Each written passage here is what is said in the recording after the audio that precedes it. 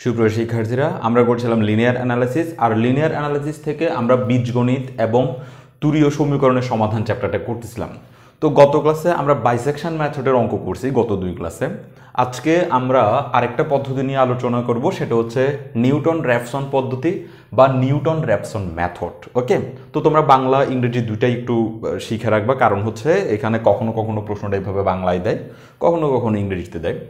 যাই হোক, তো আমি আগেই বলছি যে আমরা প্রথমে এই মেথডগুলো নিয়ে আলোচনা করার আগে ওই গাণিতিক সমস্যাগুলো, মানে মেথড দিয়ে যে গণিতগুলো সমাধান করা হয়েছে সেগুলো আগে আলোচনা করব, এবং এতে এই মেথডগুলো আমার থিওরিগুলো বুঝতে আমাদের সুবিধা হবে। ওকে, তো এখন আমরা যে প্রশ্নটা নিয়েছি, প্রশ্নে বলছে কি নিউটন র্যাফসন পদ্ধতি ব্যবহার করে 2x³ - 3x - 6 = 0 সমীকরণের মূল 5 দশমিক স্থান পর্যন্ত নির্ণয় করো। ওকে, আসলে নিউটন র্যাফসন মেথডটা এতই সহজ যে এখানে 5 দশমিক স্থান পর্যন্ত নির্ণয় করতে বলতেই পারে। এখানে 5 দশমিক না, ওরা যদি বলে 10 দশমিক স্থান পর্যন্ত নির্ণয় করো, তাও নিউটন র্যাফসন মেথড পদ্ধতিতে সবচেয়ে বেশি সহজ হবে।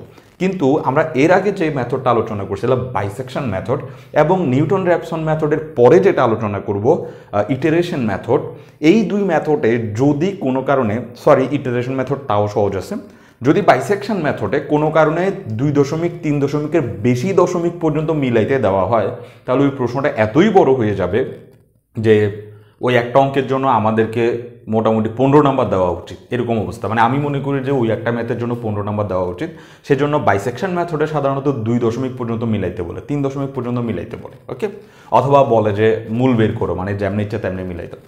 কিন্তু নিউটন র্যাফসন মেথড পদ্ধতিতে 5 দশমিক 10 দশমিক বেশি দশমিক পর্যন্ত মিলানোর কোনো ব্যাপার না, এটা খুবই সহজ পদ্ধতি। আর এই সহজ পদ্ধতিটা সম্ভব হয়েছে শুধুমাত্র ক্যালকুলেটরের মাধ্যমে। তো আমরা প্রথমে যে অঙ্কটা করব এটা ম্যানুয়ালি করব, পরে আমরা ক্যালকুলেটর দিয়ে কিভাবে করব সেটা টেস্ট করব, কিন্তু আমরা প্রথমে ম্যানুয়ালি করব। এখন কেন আমরা প্রথমে ম্যানুয়ালি করি, কেন আমরা প্রথমে ক্যালকুলেটর শিখি না, এই মানে রহস্যটা আমার ভিতরেই থাক, সেটা আসলে আমি তোমাকে জানাই কোনো লাভ নাই, তুমি ব্যাপারটা বিশ্বাস নাও করতে পারো। ওকে, তো আমরা যে প্রশ্নটা পেয়েছি আমরা অঙ্ক শুরু করি। যেভাবে আমরা অঙ্কটা শুরু করব ড্যামোটা দেখে, প্রথমে আমরা দেখতে পাচ্ছি যে 2x³ - 3x - 6 = 0, অর্থাৎ ইকুয়ালের ওই পাশে শূন্য আছে। তো আমরা জানি যে এখানে fx = 0 টাইপসের সমীকরণগুলোকেই আমরা কেবলমাত্র সমাধান করতে পারবো। যদি এখানে 0 না থাকতো তাহলে আমি ওই জিনিসটাকে দিকে পক্ষান্তর করে হইলেও 0 বানাইতাম। তো এই রাশিটাকে আমরা fx ধরে নিব, তাহলে আমরা মানে আগের মতোই, তাহলে আমরা বলবো ধরি fx = 2x³ - 3x - 6 not equal. ওকে, তাহলে fx = 2x³ - 3x - 6। আমাকে কি করতে হবে, এই জিনিসটাকে ডিফারেন্সিয়েশন করতে হবে। ওই নিউটন সাহেব আসছেন, নিউটন আসছেন মানেই হচ্ছে তার চিরায়ত সিস্টেম যে ডিফারেন্সিয়েশন করো, ইন্টিগ্রেশন করো, এগুলো ছাড়া সে কিছু বুঝেই না। তবে একটা বিষয় কি, এই নিউটন সাহেব যেখানে যেখানে আসছেন সেখানে সেখানে বিষয়গুলো সহজ হয়ে গেছে। নিউটনই একমাত্র বিজ্ঞানী যে, যদি আমরা বুঝি আর কি, যারা বুঝি তাদের জন্য নিউটনই একমাত্র বিজ্ঞানী যে পরিচিত বিষয়গুলোকে কঠিন জায়গা থেকে সহজ জায়গায় নিয়ে আসছে। তো আমরা ধরলাম যে fx = 2x³ - 3x - 6। ওকে, এরপর আমরা এটাকে ডিফারেন্সিয়েশন করব। তো আমরা ডিফারেন্সিয়েশন করব x এর সাপেক্ষে, কারণ এই ফাংশনটা x এর ফাংশন, তো আমরা x এর সাপেক্ষে ডিফারেন্সিয়েশন করব। তো আমি মনে করি যে তোমরা এই লেভেলে এসে ডিফারেন্সিয়েশন অবশ্যই ভালো বুঝো। যদি তোমরা ডিফারেন্সিয়েশন ভালো না বুঝো, যদি তোমরা ডিফারেন্সিয়েশন কম পারো, তাহলে আমি কয়েকটা ফ্রি লেকচার দিছি, যে লেকচারগুলো দেখলে তোমার ডিফারেন্সিয়েশনের কনসেপ্ট একেবারেই ক্লিয়ার হয়ে যাবে এবং তুমি ভবিষ্যৎ জীবনে ডিফারেন্সিয়েশন নিয়ে কোনো কষ্ট পাবা না। ওকে, ওই লেকচারগুলো তুমি একটু দেখে নিবা। যদি তুমি খুঁজে না পাও তাহলে আমাকে জানাবা মেসেঞ্জারে, আমি তোমাকে লিঙ্কগুলো পাঠিয়ে দেবো। তাহলে এখন এটাকে আমি ডিফারেন্সিয়েশন করব। তো fx-কে ডিফারেন্সিয়েশন করলে লিখতে হয় f'(x). f'(x) দিয়ে বোঝানো হয় x এর সাপেক্ষে ফাংশনকে একবার ডিফারেন্সিয়েশন। তো fx একটা ফাংশন, এই ফাংশনকে x এর সাপেক্ষে একবার ডিফারেন্সিয়েশন করছি, তো f'(x) দিয়ে লিখছি। ওকে, যদি আমি ডিফারেন্সিয়েশন করি তাহলে এই 2 হচ্ছে ধ্রুবক, 2 থেকে যাবে, আর এই x³ ডিফারেন্সিয়েশন করলে আমরা পাবো 3x²। তারপর মাইনাস, ওকে যখন আমরা ডিফারেন্সিয়েশন করব তখন 3 হচ্ছে ধ্রুবক, সে থেকে যাবে, x-কে ডিফারেন্সিয়েশন করলে আমরা পাবো 1, গুণ সম্পর্কে 1 না লিখলেও চলে, মাইনাস এই 6-কে ডিফারেন্সিয়েশন করলে পাবো 0, তো 0 আর লেখার কোনো দরকার নাই। তাইলে টোটাল আনসার আমরা পাচ্ছি, একসাথে লিখে দিতে পারতাম 3 দুগুণে 6। তো আমি এখানে সরাসরি 6x লিখে দিতে পছন্দ করতেছি, আরেকটা লাইন আমি লিখতে চাচ্ছি না 6x। তুমি চাইলে আরেকটা লাইন ইকুয়াল দিয়ে লিখতে পারো 6x² - 3, এটা নিচে লিখতে পারো। ওকে, এবার আমরা চেষ্টা করব যে একটা পজিটিভ একটা নেগেটিভ কোথায় আসে, মানে এই যে ফাংশনের এক্সের জায়গায় আমরা মান বসাবো, দেখব যে পজিটিভ নেগেটিভ কোথায় আসে, এবং সেটা আমরা ওই পুরনো সিস্টেম দিয়েই তোমরা করবা, যেটা বিভিন্ন রকম মান বসিয়ে কত দিয়ে আসলে একটা পজিটিভ কত দিয়ে বসালে একটা নেগেটিভ আসে সেটা একটু দেখার চেষ্টা করবা। তবে আমি আজকে তোমাদেরকে আরেকটা বিশেষ ক্লু জানানোর জন্য অপেক্ষা করতেছি, সেটা হচ্ছে যখন আমরা বাইসেকশন মেথড করতেছিলাম তখন আমি কিন্তু একটা বিষয় বলি নাই, এটা কিন্তু কেউই বলে না যে কত পর্যন্ত মান আমরা নিব, মানে কোথার ভিতর থেকে টেস্ট শুরু করব, কোথাকার ভিতর থেকে টেস্ট শুরু করব, কোথার বেশি আমরা যাব না, এই কথাগুলো কিন্তু অনেকেই বলে না। আমি চেষ্টা করব বিষয়টা আজকে ব্যাখ্যা করার। ওকে, কারণ আমারও মনে ছিল না, কারণ আমিও আসলে ব্যাপারটা নিয়ে ভাবি নাই, কিন্তু আমি এরপরে গতকাল একটু গবেষণা করছি যে বিষয়টা আসলে কটুক থেকে কটুকের মধ্যে মান নিলে আসলে ব্যাপারটা হয়ে যায়, এই জিনিসটা একটু জানা উচিত ছিল। ওকে, তো এখন দেখো আমরা সরাসরি বই থেকেই বলে দিব যে এখানে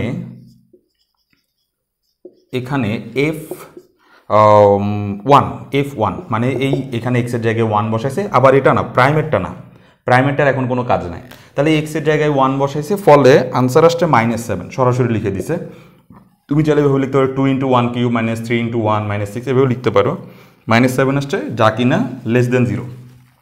আরেকটা আসছে, এবার আমার <0 খোঁজার দরকার, যেটা 2তে পেয়ে গেছে, 2 বসালে ওরা পাচ্ছে 4, যা কিনা 0-র চেয়ে বড়। ওকে, তাহলে সোজা কথাই বাইসেকশন মেথডের মতোই এই 1 আর 2 এর মাঝেই মূলটা বিদ্যমান, মানে এখানে যতগুলো মেথডই আসবে না কেন সবগুলোরই কমন কনসেপ্ট, বাইসেকশন মেথডের কনসেপ্ট সবগুলোতেই আছে। তাহলে বাইসেকশন মেথড হচ্ছে এদের সবারই জননী, মানে মাদার অফ দ্য সিস্টেম, তাই না?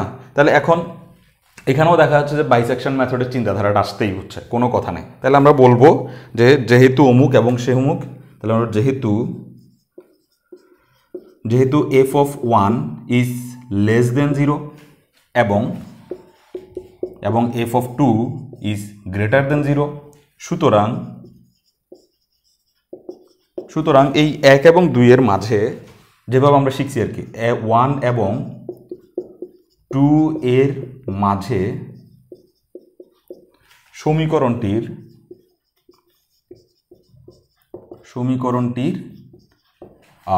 একটি মূল বিদ্যমান,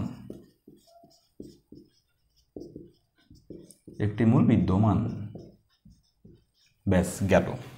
তাহলে 1 এবং 2 এর মাঝে সমীকরণটির একটি মূল বিদ্যমান হয়েছে, এটা আমরা বুঝলাম। এবার আমাদেরকে নিউটন-র্যাপসন মেথডের সিস্টেম অ্যাপ্লাই করতে হবে, এবং এটা বাইসেকশন মেথডের মতো এত কঠিন না, এবং এটা এতই সহজ যে জানার পর তোমার অন্যরকম ভালো লাগবে। ওকে, তো আমরা নিউটন-র্যাপসন মেথড শুরু করি।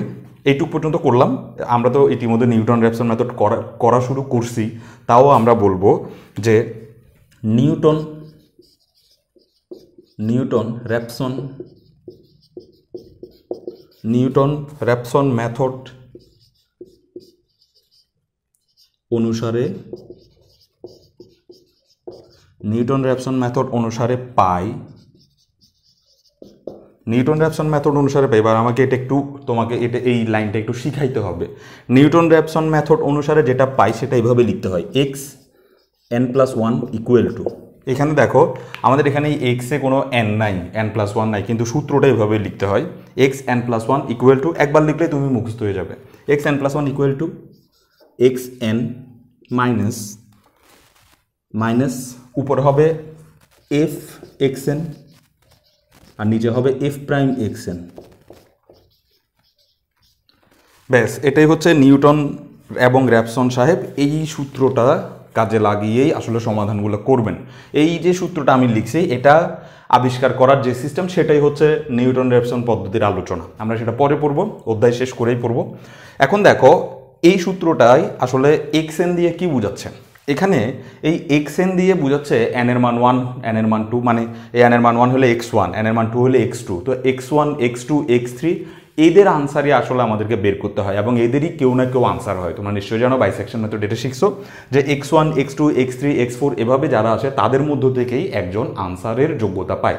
তো এখানে সূত্রটা xn দিয়ে এই জন্যই লিখছে যেন n এর জায়গায় 1 বসানো যায়, n এর জায়গায় 2 বসানো যায়, n এর জায়গায় 3 বসানো যায়। আসলে ওদের মধ্যে এখান থেকেই আমরা মানগুলো বসাবো। তো এখন আমি প্রশ্নটা একটু মুছে ফেলি, কারণ আমার প্রশ্নটা দরকার নাই, তোমরা প্রশ্নটা বুঝে গেছো। খালি এটা মনে রাখলে চলবে যে 5 দশমিক স্থান পর্যন্ত নির্ণয় করতে বলছে। তো আমি একটু এটা মুছলাম, এটাও মুছে ফেলা ভালো মনে করতেছি, এগুলোও মুছে ফেলা ভালো মনে করতেছি, আমার জায়গাটা একটু সেফ হবে, তাই তো? আমি ক্যালকুলেটরটা মুছে ফেলতে পারতেছি না। এখন এই xn + 1 = xn - f xn f prime xn, এই জায়গায় আমরা মান বসাবো। এই ইকুয়াল চিহ্নটা আমি দিলাম, তারপরে এই xn আমি লিখবো, আমি একটু ইকুয়াল চিহ্নের নিচে লিখি, xn লিখবো মাইনাস এই যে f xn দেখতে পাচ্ছ এটার মান আমি এখানে বসাবো। এখন তুমি বলবে f xn এটার মান আবার কি? এটার মান হচ্ছে এই fx থেকে লিখতে হবে, অর্থাৎ এখানে যেটা x, ওই x এর জায়গায় আমি যদি xn বসাই দিই তাহলে সেটা f xn এর আনসার হয়ে যাবে। কি বললাম? এখানে যেটা fx আছে সেখান থেকে আমরা এই f xn বের করতে পারবো কিভাবে? x এর জায়গায় xn বসাই দেব।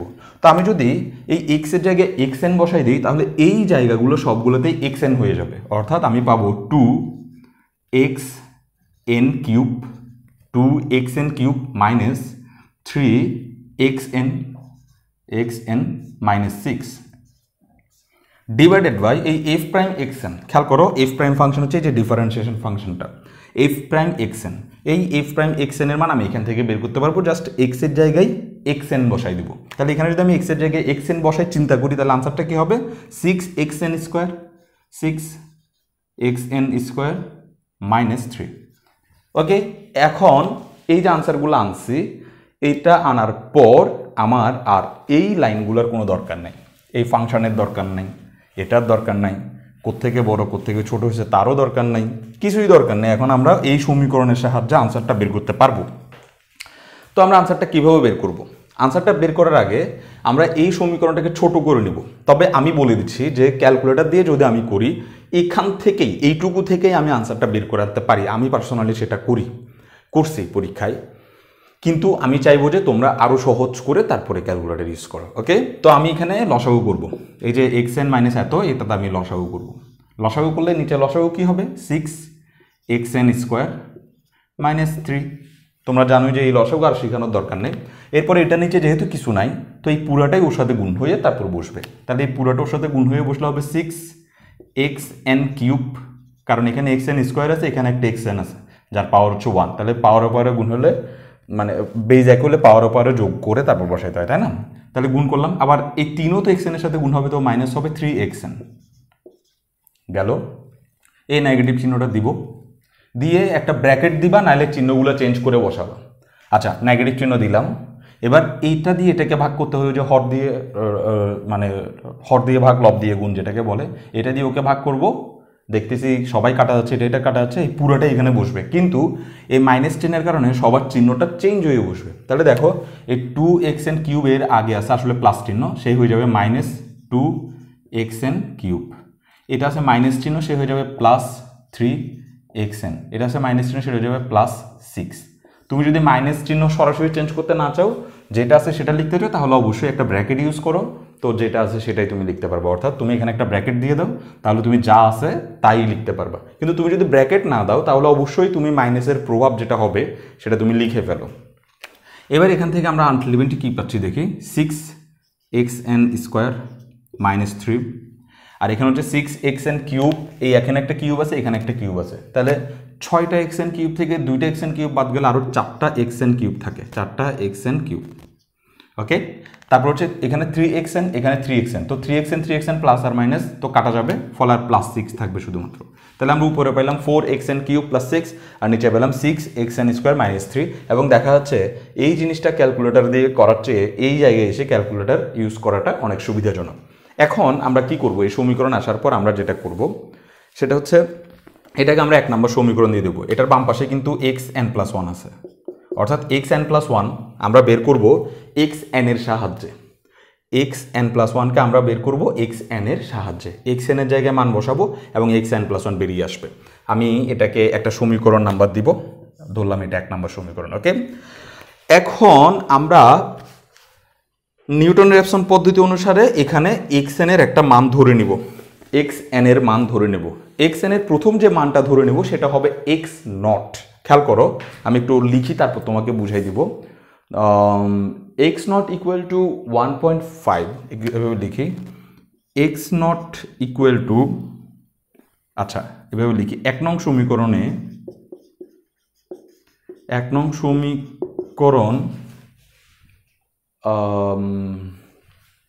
সমীকরণে এক্স নট, আচ্ছা 1 নং সমীকরণ ব্যবহার করে লিখি তাহলে বেশি ভালো হয়। সমীকরণ ব্যবহার করে, আসলে বাংলা করতে হচ্ছে সেটা একটা ঝামেলা। 1 নং সমীকরণ ব্যবহার করে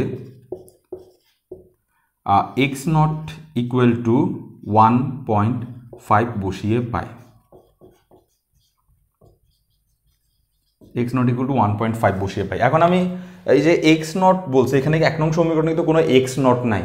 এখানে আসলে এই এক্স এনটাকে আমি এক্স নট ধরে নেব, অর্থাৎ এই এন এর জায়গায় আমি শুরুতে 0 মনে করব।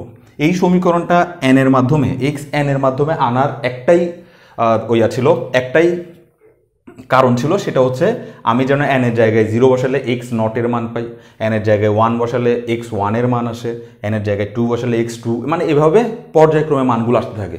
আমি যদি এটাকে শুধু এক্স দিয়ে সাজাতাম, ধরো এটা এফ এক্স, এটা এফ প্রাইম এক্স, তাহলে শুধু এক্স এক্স আসতো, এক্স এক্স এক্স এভাবে আসতো, যার কারণে আমি এক্স 1 এক্স 2 আলাদা করে লিখতে পারতাম না, সবাই এক্স আসতো, গণহার এক্স আসতো। যে কারণে আমরা একটু এক্স 1 এক্স 2 এই বৈচিত্র্যটা আসার জন্য এক্স এন লিখছি। এখানে এই এনের কোনো ভূমিকা নাই, এখানে এনের কোনো মানে ম্যাথমেটিক্যাল কোনো ভ্যালু নেই, এটা জাস্ট একটা সিরিয়াল মেনটেন করবে, এক্স 1 এক্স 2 এক্স 3 ভাবে মেনটেন করবে। তো আমি শুরু করব, স্টার্ট করার জন্য আমি এক্স নট ইকুয়াল টু 1.5 ধরছি। আর এই এক্স নট আসলে এক্স এন এর জায়গায় বসবে, মানে এক্স নট প্রথমবার এই এক্স এন এর মান হবে এই এক্স নটের মান, দ্বিতীয়বার এক্স 1 এর মান বসাবো, তৃতীয়বার এক্স 2 এর মান বসাবো। এভাবে এই সমীকরণ থেকে আমরা একের পর এক আনসার আনতে থাকবো। সবচেয়ে গুরুত্বপূর্ণ প্রশ্ন হচ্ছে এক্স নট ইকুয়াল টু 1.5 লিখলাম, আমরা 1.5 কেন লিখছি? আমরা কি অন্য কিছু লিখতে পারতাম না? আমাদের যা ইচ্ছা তা লিখতে পারতাম না? এখানে আমি যে নিয়মটা ফলো করি সেটা হচ্ছে আমরা যা ইচ্ছা তা লিখবো না। আমরা করব কি, এই যে বললাম 1 এবং 2 এর মাঝে সমীকরণটির একটি মূল বিদ্যমান, সুতরাং এই 1 এবং 2 এর মাঝখানে কিভাবে যাওয়া যায়? 1 এবং 2কে যোগ করে 2 দিয়ে ভাগ করলে মাঝখানে যাওয়া যায়। তা আমি সেটাই করছি, 1 এবং 2কে যোগ করছি, 2 দিয়ে ভাগ করছি, 1.2 আসছে, সেজন্য আমি এক্স নট ইকুয়াল টু 1.2 দিয়ে 1.5 আসছে। তো আমি সেজন্য আমি এক্স নট ইকুয়াল টু 1.5 বসিয়েই কাজটা করব। ওকে, তাহলে এখন 1.5 কীভাবে আসছে সেটা আমরা বুঝে যাওয়ার পর আমার আর এই সমীকরণও দরকার নেই, এটাও দরকার নেই, এটাও দরকার নেই, এগুলো সব আমরা কভার করতে পারবো। এখন আমরা কি পাচ্ছি, এখানে এক্স নট মানে হচ্ছে এন এর মান 0 বসিয়ে তারপর আমরা এই কাজটা করতেছি। তাইলে এখানে আমি যদি এন এর মান 0 বসাই, একটু খেয়াল করো, এক্স এন এর মান 0 বসালে আমরা পাবো এক্স 0 প্লাস 1 মানে এক্স 1 ইকুয়াল টু, এখানে আমরা পাবো 4, আমি একটু নিচে করে লিখি, এখান থেকে শুধু সুন্দর হচ্ছে না, এক্স 1 পাচ্ছি। কি বলছি, এক্স নট আনতে হইলে মানে এই যে জায়গাটা, এগুলোকে যদি আমি এক্স নট বানাইতে চাই তাহলে এন এর জায়গায় কি বসাইলে এক্স নট হবে সেটা একটু খেয়াল করো। এন এর জায়গায় 0 বসাইলে এক্স নট হবে। তাহলে এন এর জায়গায় এখানে যদি 0 বসে তাহলে আমি পাচ্ছি এক্স 1 ইকুয়াল টু, এখানে পাচ্ছি 4x not cube plus 6 divide by 6x not square minus 3। তো তুমি এক্স নট না বসিয়ে সরাসরি মান বসাই দিতে পারবা। এই যে এখানে তুমি এক্স নট লিখছো, তুমি জানো যে এটা এক্স নট হবে কারণ তুমি 0 বসাচ্ছ মনে মনে, তো এটা এক্স নট কিউব প্লাস এত। তো আমি কি করবো, এক্স নট না বসিয়ে ওই এক্স নটের মানটা ডাইরেক্ট বসাই দিব। তাইলে 4 এভাবে বসাবো, 4 এক্স এন এর জায়গায় যদি 0 বসে তাহলে এটা হবে এক্স নট, আর এক্স নটের মান আমি কত ধরছি 1.5 হোল কিউবের জায়গায় রয়ে গেছে plus 6 divide by 6 1.5 whole square minus 3। এবার এটাকে ক্যালকুলেশন করে যে আনসারটা আসবে সেই আনসারটা আমরা এখানে লিখে দিব। আমি একটু বইয়ের সাহায্য নিচ্ছি। এটা হচ্ছে আনসারটা হচ্ছে 1.85 714। দেখো 5 ঘর পর্যন্ত নিছে, 1.85714, এরপরে আরও আসছে হয়তো বা ক্যালকুলেটারে, কিন্তু সেটা আসলে ইগনোর করছে। তো তুমি 1 2 3 4 5 ঘর নিচ্ছ, তো যেটা ইগনোর করতেছো সেটার দিকে একটু খেয়াল করবা। ধরো এটা 1 2 3 4 5 6 নাম্বার ঘর, 6 নাম্বার ঘরটা যদি 4-এর চেয়ে বেশি হয় তাহলে কিন্তু এখানে 1 অ্যাড করতে হবে, সেই বিষয়টি কিন্তু সব সময় মাথায় রাখতে হবে এখানে। ওকে, তাহলে আমরা এই সমীকরণে জাস্ট এই মানগুলো বসিয়ে এটা এবার আমি ক্যালকুলেটর দিয়ে এই আনসারটা আনতে পারবো। এখন যেটা করতেছি এটা হচ্ছে ম্যানুয়াল পদ্ধতি, কিন্তু আরেকটা ডেঞ্জারাস পদ্ধতি আছে যেটা খুবই সহজ আনসার দেবে, আমি সেটা প্রথমে শিখাইতে চাচ্ছি না। ওকে, তাহলে x1 পেয়ে গেলাম। এবার আমি x2 বের করব। এই x1-এর আমি ধরে নিয়েছিলাম x not equal to 1.5, x not equal to 1.5 ধরে নিয়ে আমি x1-এর মান পেয়ে গেছি। এখন এই x1-এর মানের সাহায্যে আমি x2 বের করতে পারবো। কীভাবে বের করতে পারবো দেখো, এবার আমি মনে মনে n-এর মান 1 ধরবো। একটু আগে মনে মনে n-এর মান 0 ধরছিলাম, ফলে x0 আসছিল, এবার আমি মনে মনে n-এর মান 1 ধরবো। তো তুমি যদি মনে মনে n-এর মান 1 ধরো তাহলে আসবে x1 + 1 মানে x2 ইকুয়াল টু, এদিকে কত আসবে, এটা হয়ে যাবে 4। এখানে তুমি যেহেতু n-এর মান 1 ধরছো, একটু খেয়াল করো, n-এর মান যদি 1 ধরো তাহলে এটা হয়ে যাবে x1-এর মান তো কত, x1-এর মান কত একটু দেখো, x1-এর মান হচ্ছে 1.85714, অর্থাৎ আমি x1 এখানে লেখার দরকার নেই, x1-এর মানটা বসাই দাও ডাইরেক্ট। এই যে x1-এর মান আমি এখানে পাইছি, এটা এখানে বসাই দিছি, হোল কিউব, তারপরে +6 ডিভাইডেড বাই হচ্ছে 6 into 1.85714 whole square -3 equal to কত আসে সেটা বসাই দাও, 1.78711। তুমি চাইলে ক্যালকুলেটারের যে মানটা সে পুরোটাই বসাইতে পারো, কোনো ঝামেলা নেই। 5 দশমিক পর্যন্ত চাইছে বলে 5টা বসাবে, এটা এরকম কোনো যুক্তি নাই। তুমি সব বসাই দিবা, ভালো আনসার আসবে। এখানে সব বসাই দিবা, এখানেও সব বসাই দিবা, হোল কিউব টিউব দিবা, সব কিছু ঠিকঠাকভাবে দিবা, আনসার যা আসে সেখান থেকে আমরা 5 ঘর নিব লাস্টে। তো x2 বের হয়ে গেছে, এভাবে x3 বের করবা, x4 বের করবা, x5 বের করবা। আমি একটু বের করে দেখাই। তো সবসময় তুমি যখন ইগনোর করতেছো সেটা দিকে একটু খেয়াল করবা যে ইগনোর করলে কত হয়। সবচেয়ে ভালো হয় যেটা একটু আগে বলছি যে সবগুলো বসাই দিবা, সবগুলো বসায় না দিলে তোমার আনসারটা খুব দ্রুত মিলার সম্ভাবনা থাকবে। তো এখানে দেখো সবগুলো বসাবো না, 5 ডিজিট বসাবো, এখানেও 5 ডিজিট বসাবো, প্রত্যেকটাতে 5 ডিজিট চাইছে তো 5 ডিজিট বসাবো। আর ওই ইগনোরেশন ব্যাপারটা একটু চিন্তা করবো যে কত কি ইগনোর করছে। ওকে, তারপরে আমরা x3 বের করবো। x3 কীভাবে হবে, এখন আমি x এর মান 0 বসিয়ে এটা পাইছি, x এর মান 1 বসিয়ে এটা পাইছি, তাহলে x এর মান 2 বসাইলে n এর মান 2 বসাইলে x3 পাবো। n এর মান 2 বসালে আমরা পাচ্ছি x3 ইকুয়াল টু, তো এখানে n এর মান 2 বসালে কত পাচ্ছি, x2। তো x2-র মান একটু আগে কত আসছে, এই x2-র মান আসছে 1.78711, 1.4 তো আগে লিখতে হবে তাই না, 4 ইন্টু 1.78711, এটা হচ্ছে 2-র মান, whole square, whole cube, +6 divide by আবার 6 into 1.78711 whole square -3 equal to একটা আনসার আসবে, এই x3-তে আনসার আসবে 1.78378।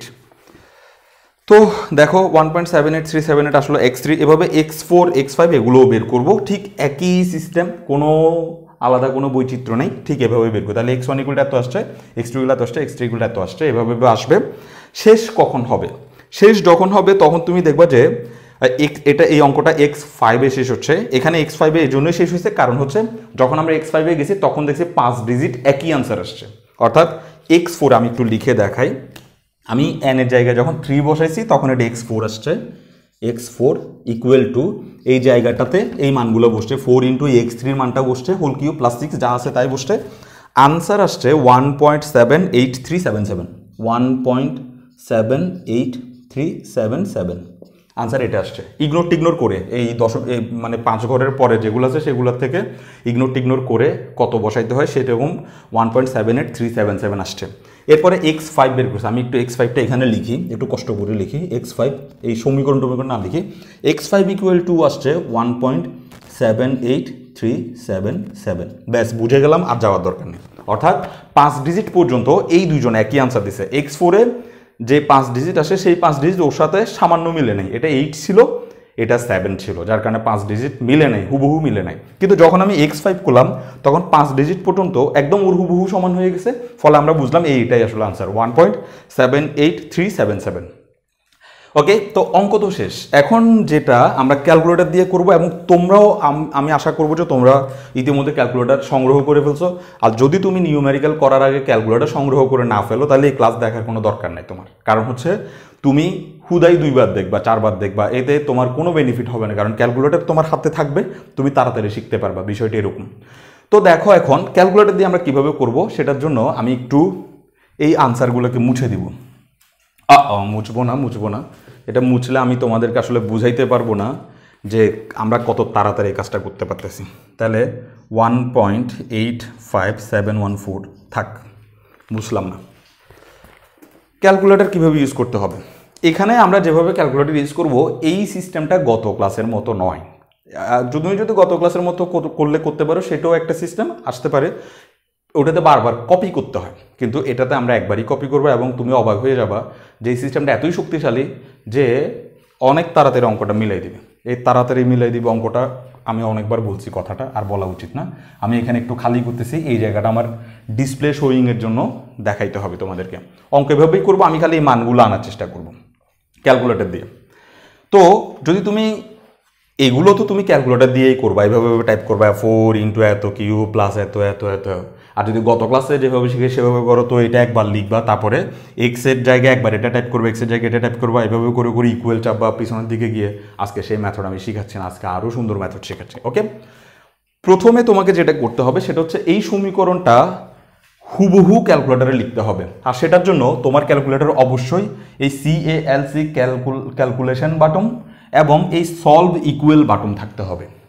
ক্যালকুলেশন বাটন, সলভ ইকুয়াল এই বাটন থাকতে হবে, নাইলে তুমি আজকের নিউটন রেফসন মেথডটা ক্যালকুলেটরের সাহায্যে সহজে করতে পারবে না, ম্যানুয়ালি করতে পারবা। তো 100 ms-এ যদি 100 ms-টা অরিজিনাল হয় তো কোনো টেনশন নাই, তো সেটা তুমি অবশ্যই এখানে ওইয়া করতে পারবা, মানে ওই পাবা, আমি যেটা পাইছি। আর যদি তোমার 100 ms-এর নিচে হয় তাহলে সলভ ইকুয়েশন বাটনটা থাকে না। তারপর আরেকটা ক্যালকুলেটর ছিল যেটা 1300 নাকি কতশো ms, আমি ঠিক জানি না, 900 কত ms, ওইটাতে সলভ ইকুয়াল আছে, কিন্তু এই বান্দার ক্যালকুলেশন সিস্টেম আলাদা, যার কারণে আমি এই সলভ ইকুয়াল থাকার পরেও ওই ক্যালকুলেটর দিয়ে আমি কখনোই আনসারগুলো মিলাইতে পারিনি। অনেক চেষ্টা করছি আমি, কিন্তু আমি ওই জিনিসটা শিখতে পারিনি। তোমরা যদি কেউ নিজেরা পারো তাহলে তোমরা সেটা ইউজ করবা, কিন্তু 100 ms ইউজ করাই বেটার। যাই হোক, তাহলে এবার দেখো আমরা কিভাবে অঙ্কটা করব। প্রথমে আমি এই পুরো সমীকরণটা আমি ক্যালকুলেটরে তুলব। ক্যালকুলেটরে যখন তুমি পুরো সমীকরণ তুলবা তখন তোমার কিছু বিষয় খেয়াল করতে হবে। আমি আজকে তোমাকে দুইটা জিনিস শিখাই। এই ক্যালকুলেটরের দিকে তুমি যখন পুরো ক্যালকুলেটরের দিকে তাকাবা তখন এখানে 2 কালারের লেখা দেখা যাবে। একটা হচ্ছে হলুদ কালারের, খুব ভালো করে খেয়াল করবা, হলুদ কালার। আরেকটা হচ্ছে এটাকে ম্যাবি মেরুন কালার বলে, আমি কালারটা ঠিক জানি না, মেরুন কালার হইতে পারে, অথবা ধরে নিই যে এটা লাল কালার। ওকে, লাল কালার মানে হলুদ কালার নয় আর কি। একটা হচ্ছে হলুদ কালার আর একটা হচ্ছে মেরুন কালার। মেরুন কালার, যাই হোক তুমি এটাকে লালও বলতে পারো, মেরুন অথবা লাল, মানে একটা হলুদ কালার আর একটা হলুদ কালার নয়। তুমি এই ক্যালকুলেটরে দেখবা যে শিফট লেখাটা হলুদ কালারে আছে, শিফট লেখাটা হলুদ কালার দিয়ে লেখা হয়েছে। আর এই অ্যালফাবেট বা আলফা এই লেখাটা এই মেরুন কালার দিয়ে লেখা হয়েছে। এই দুইটা জিনিসই তোমাকে শিখাবে যে কোন গুটিটা কি চেপে আনতে হয়, অর্থাৎ তুমি শিফট চেপে আনবা নাকি আলফা চেপে আনবা, কোনটা চাপলে কি আসবে সেটা এই জিনিসটা শিখাই দেয়। তো আলফা চেপে তুমি এই ক্যালকুলেটর থেকে সেই জিনিসগুলাই ডিসপ্লেতে দেখতে পাবা যেগুলোতে মেরুন কালার লেখা আছে।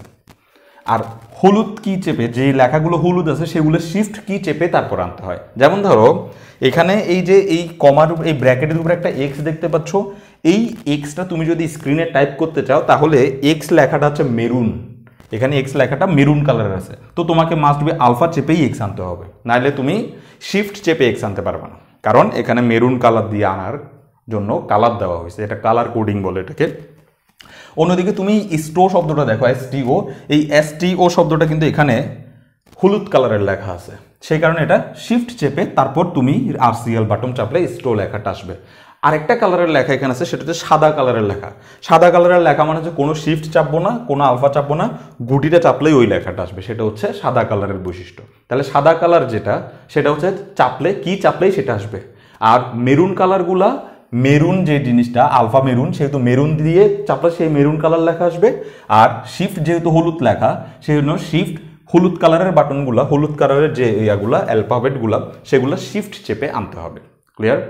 এবার আমরা এই হলুদ মেরুনের ঝামেলা এই জন্যই শিখেছি, নাহলে সারা জীবন তোমার টেনশনে পড়ে থাকতে হবে যে আলফা দিয়ে আসলে কোনগুলোকে আনবো, শিফট দিয়ে কোনগুলো, পরীক্ষার হলে বারবার লিখবার কাটবা, আরে আলফা দিয়ে তো আসে না, আরে শিফট দিয়ে তো আসে না।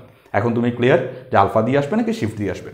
তো আমি প্রথমেই xn+1 তো ক্যালকুলেটার লেখা সম্ভব না, ক্যালকুলেটার শুধু এক্স লিখতে হবে। কি লিখতে হবে? শুধু এক্স। ক্যালকুলেটার আমি এক্স লিখবো, কিভাবে লিখবো?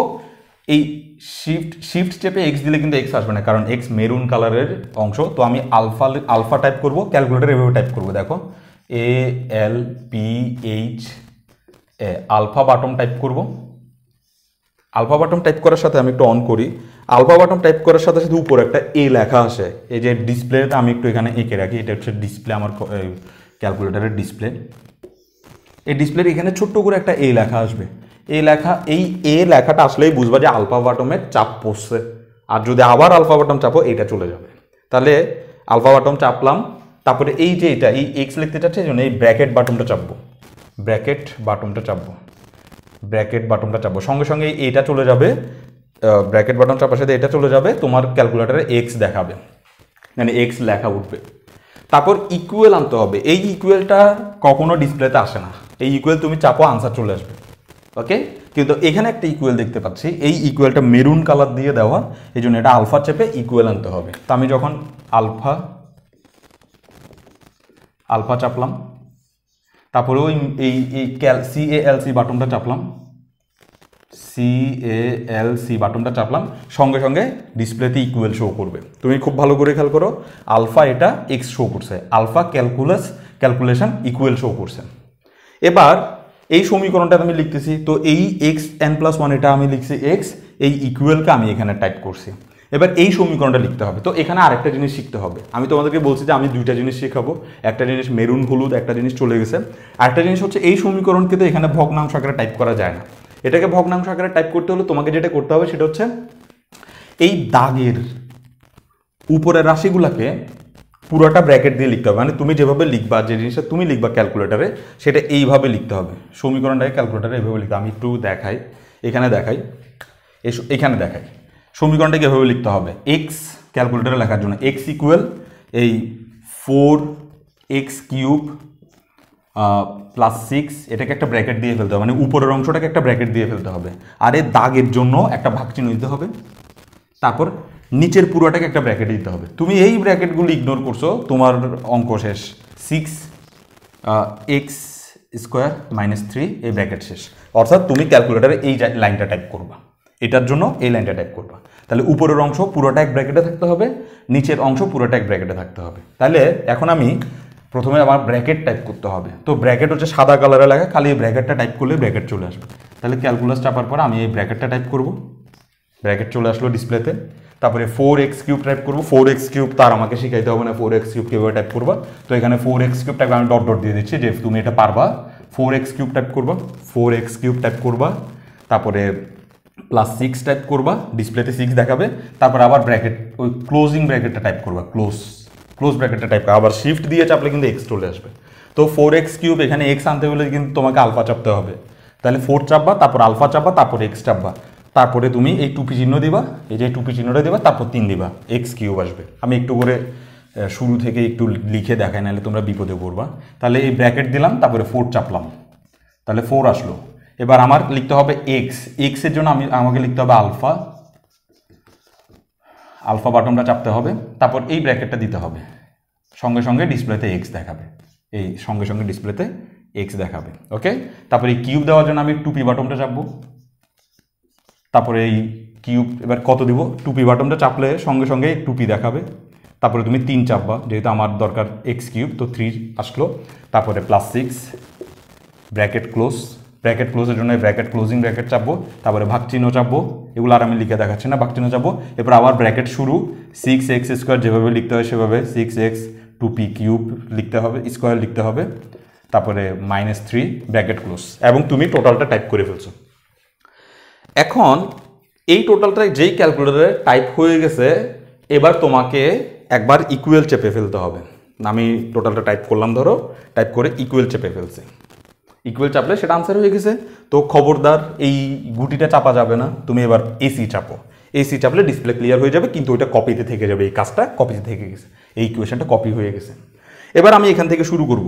আমরা এক্স নট ইকুয়াল টু কত ধরছিলাম, মানে এক্স নট মানে হচ্ছে এক্স এর প্রথম মান, এক্স নট মানে হচ্ছে এক্স এর প্রথম মান। তোমার নিশ্চয়ই মনে আছে এক্স নট আমরা ধরছিলাম 1.5। আমরা এক্স নট কত ধরছিলাম, এক্স নট হচ্ছে 1.5। তো ক্যালকুলেটর একটু রাখি, এই 1.5 এবার আমি কপি করব। তাহলে এই তো লেখা, এই ডিসপ্লেতে এটা লিখে ফেললাম, অন করার সাথে সেটা চলে গেল। তারপর আমি কপি করব এক্সে, আমি তো এক্স নট লিখতে পারবো না ক্যালকুলেটারে, এক্সে 1.5 কপি করব। তাহলে আমরা বলবো 1.5 লিখবো প্রথমে, 1.5 লিখে তারপর আমরা লিখবো এই যে শিফট, এগুলো আমি কত ক্লাসে শিখাইছি, শিফট, তারপরে RCL বাটনটা চাপবো, স্টোর লেখা উঠবে, RCL বাটন চাপবো, সঙ্গে সঙ্গে ডিসপ্লেতে স্টোর লেখা উঠবে। তারপর তুমি এই কমা বাটনটা চাপবা, কোনো অ্যালফাবেট ছাড়া। যখন আমরা স্টোর করব তখন আমরা এই অ্যালফাবেট বাটন চেপে স্টোর করব না, আমরা ডাইরেক্ট এই বাটনটা চাপলে স্টোর হয়ে যাবে। তাহলে RCL এই ব্র্যাকেট বাটনটা চাপবো, সঙ্গে সঙ্গে তোমার ডিসপ্লেতে দেখাবে এরকম, এই 1.5 তীর চিহ্ন এক্স আর এখানে নিচে 1.5, মানে এটা আনসার 1.5 দেখাবে। এটা আসার পর এই স্টোর করার পর তুমি এবার ওই এসি চেপে দাও, তারপরে এটা দুইবার চাপো, একবার চাপবা ওই স্টোর করছো সেটা আসবে, আর একবার চাপবা এই সমীকরণটা আসবে। এবার কাজ শেষ। এবার তুমি একবার ইকুয়াল চাপো, আমার সাথে সাথে করো, একবার ইকুয়াল চাপো, দেখবা এই আনসারটা আসছে। কোনোভাবে এই অঙ্কে এই যে ক্যালকুলেশন আমি শুরু করছি ক্যালকুলেটারে, সেকেন্ড বার ইকুয়াল চাপা যাবে না, একবারই ইকুয়াল চাপতে হবে। একবার ইকুয়াল চাপছি, এটা আসছে। ওকে, তুমি দেখতেই পাচ্ছ তোমার ক্যালকুলেটারে এটা আসছে। হয়তো এই 4 এর পর আরো আসছে, দশমিকের পর বাদ দিলে এগুলো ঠিকভাবে লিখবা। এবার আবার ইকুয়াল চাপো, কিচ্ছু করতে হবে না, একবার ইকুয়াল চাপছি, এটা আসছে, আবার ইকুয়াল চাপো, এটা আসবে, আবার ইকুয়াল চাপো, 3 নাম্বারটা আসবে, আবার ইকুয়াল চাপো, 4 নাম্বারটা আসবে, আবার ইকুয়াল চাপো, 5 নাম্বারটা আসবে। একবারেই সব কাজ শেষ। মানে আমি সমীকরণ কিন্তু একবারে লিখছি, আর 5 বার ইকুয়াল চাপছি, 5 বার আনসার আসছে।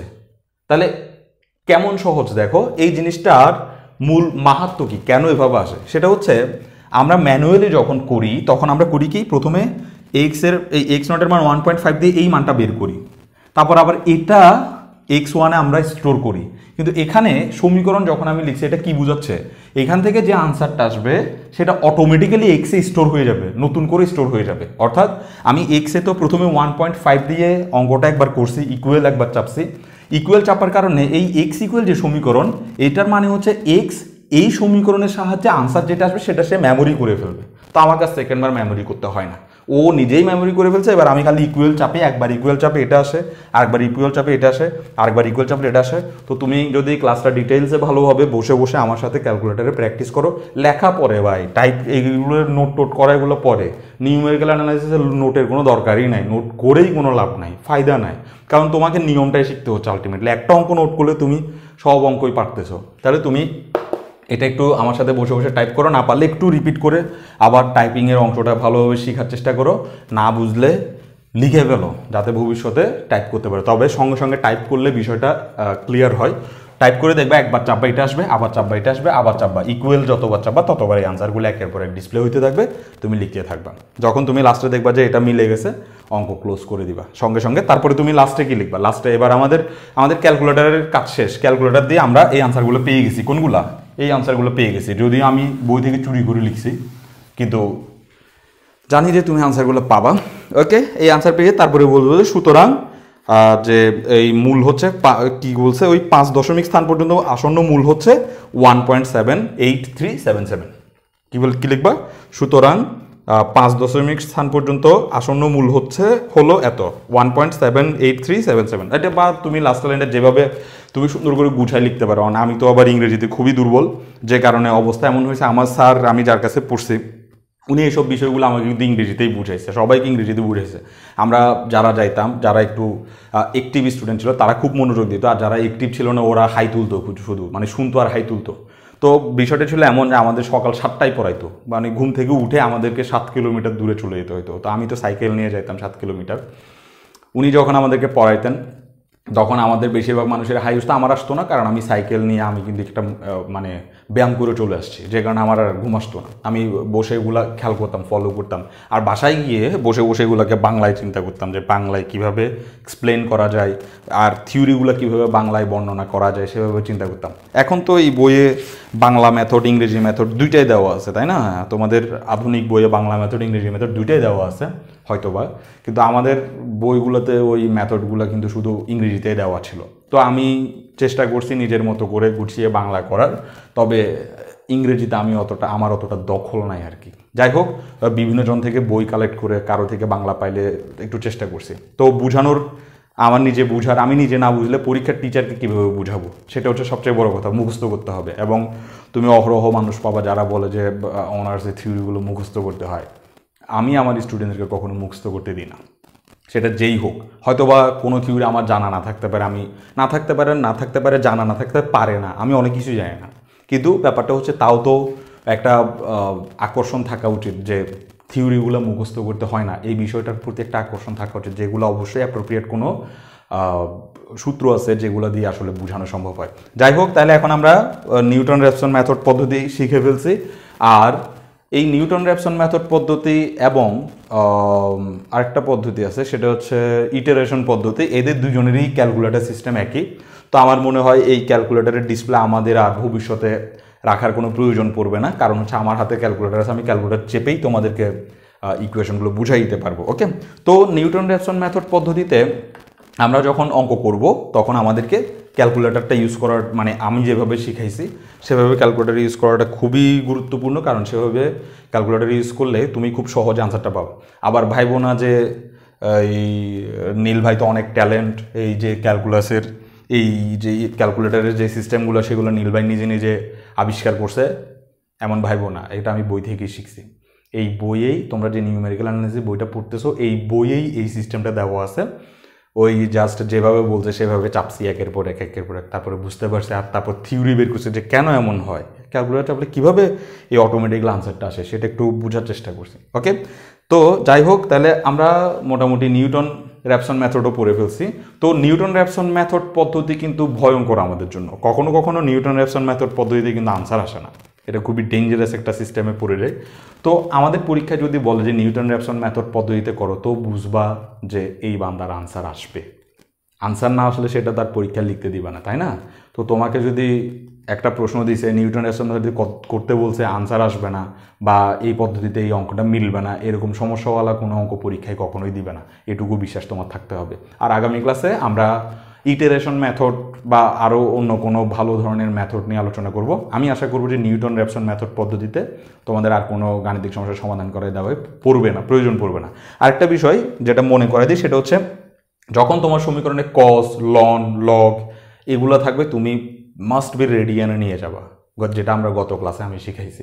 রেডিয়ানে নিয়ে যাও নাই তো তোমার সাইন কস ট্যান কটের যে অঙ্কগুলা, লগের যে অঙ্কগুলা, এগুলো নিশ্চিত ভুলভাল আনসার আসবে। তো প্রথম যখন একটা স্টুডেন্ট যখন ক্যালকুলেটর দিয়ে নিজে নিজে অঙ্কগুলো করতে শিখবে, সবচেয়ে মজার ব্যাপার হচ্ছে সে যখন টাইপ করবে সে বুঝবে যে কিরে বইয়ে তো ভুল আনসার আসছে, আমার তো এত আসে। ওই যে সাইনের কজের এগুলো যখন করবে, কিরে আমার তো আসছে এত, বই আসছে এত। এখন সে তো আসলে ওই বেসিকটা আসলে সে জানে না যে আসলে ঘটনাটা কোথায় প্যাঁচ লাগছে। আমরা রেডিয়ানে করব, ক্যালকুলেটর আছে ডিগ্রি ফাংশানে, ওই কারো আবার রেডিয়ান ফাংশানে জন্ম থেকেই ছিল, ও যখন আবার করে দেখে যে ওটা আবার ঠিক আছে, তখন আমরা বলে দেখ আমার ক্যালকুলেটরটা ফালতু। হতেই পারে, এগুলোর স্বাভাবিক কনসেপ্ট যে আমার ক্যালকুলেটর ফালতু, আমার ক্যালকুলেটরতে এই আনসার আসে না। আর বাজার থেকে তুমি এবার 10টা ক্যালকুলেটর কিন্তু দেখবে যে সব ক্যালকুলেটরই ফালতু। যাই হোক, আমরা আগামী ক্লাসে ইটারেশন মেথড নিয়ে আলোচনা করব।